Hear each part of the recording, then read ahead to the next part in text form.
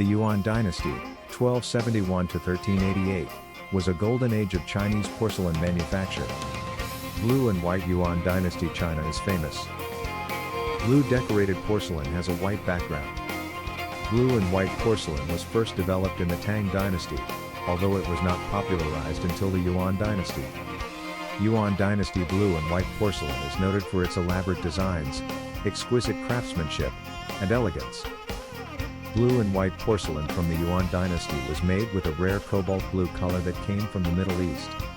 Elaborate porcelain designs with floral, bird, and landscape inspiration used this pigment.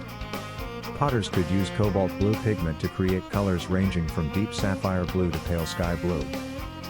Blue and white porcelain from the Yuan Dynasty was important for international trade and diplomacy as well as for its beauty. Merchants from around the world bought the porcelain to give to foreign dignitaries and heads of state. This promoted China's culture and porcelain production worldwide.